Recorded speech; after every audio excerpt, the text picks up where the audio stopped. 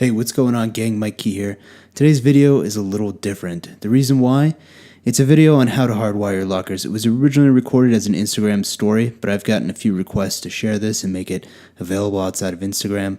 So I'm sharing it here today on YouTube, and here it is, how to hardwire your lockers. So today I'm going to hardwire the front and rear differential locker. The reason I'm going to do this? Well, there's a couple of reasons. So the front and rear locker and the sway bar disconnect are controlled by this sway bar module. And thanks to this module and all the nannies on the truck, you cannot use the front or rear locker in anything but 4 low. Not only that, but there's a certain number of variables that have to be met to engage the locker when you're on the trail. Now, using the lockers in 4 high or 2 low could be useful for various situations. So that's one of the reasons why I'm going to hardwire mine. Second reason is that I already installed a sway bar disconnect. So I have the sway bar disconnect, the manual disconnect, for a number of reasons, but the main reason is there's a lot of trails where I want that sway bar disconnected, but I only need to be in 2 high. I don't need to be in 4-wheel high. So with all the nannies in the module, one of the things that happens is you go to engage, say, the rear locker or both lockers.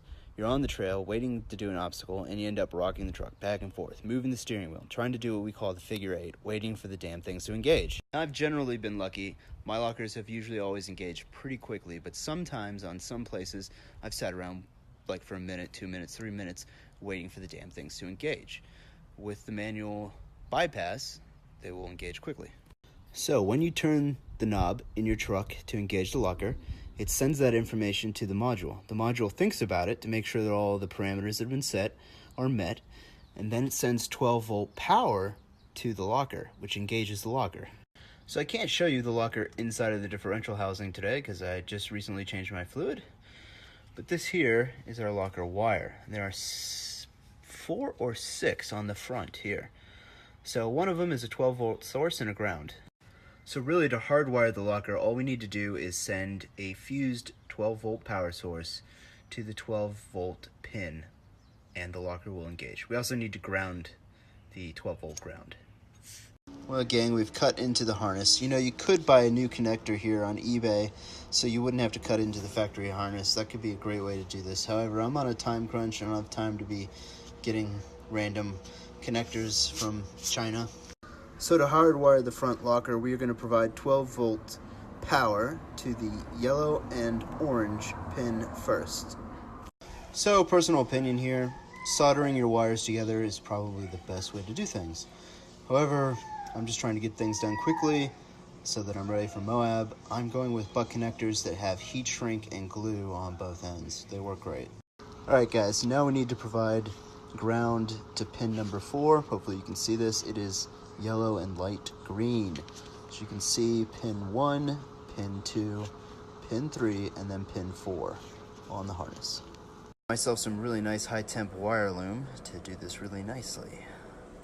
Alright, here's our new wire spliced in, our new harness. Now we just got to run this, and yeah, we'll be testing the front here shortly.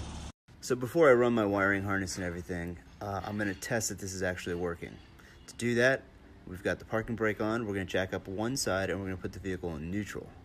With the vehicle in neutral and one side jacked up, if we can turn this tire, then it's not working. If the tire does not move and I can't turn it, then the front axle is locked. All right, with power applied, we cannot move this wheel.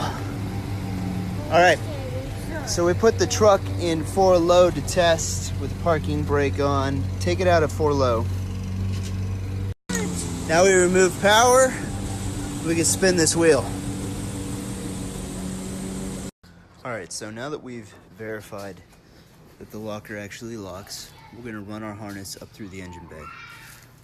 We've got a ground source here, so we don't have to run the ground all the way back to the battery. So we're going to use 2 12-volt relays to power the front and rear locker.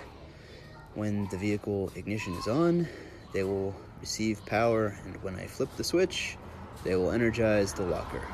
Alright, so there's our ground all wired up.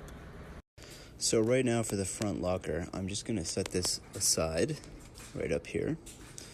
And I'm going to flip the truck around and I'm going to wire the rear and bring it all the way up to the front engine bay. Then we'll do switches and fuses. So here's your rear harness connector. And the wire runs up and then it joins into a much bigger harness up here. So I'm thinking I'm going to splice into the harness up here closer to the frame rail. Oh, you can't see that, can you? Anyways, yeah, that's what I'm thinking I'm going to do. All right, got a light. So for the rear locker, it looks like it's going to be these two wires right here. We need to provide 12 volt power to the yellow and white wire and 12 volt ground to the yellow and gray wire. All right, so this is really nice. You don't have to run your ground all the way back to the front battery. Got another one right here in the rear frame, right in front of the axle. Very easy to find. So we're gonna be using that. All right, so we got that spliced into our harness here. Now we're gonna run our main harness to the ground and to the front of the vehicle. If you're wondering where the rest of my video is at, let me just tell you that frickin' running your wire through a wire loom is really time consuming.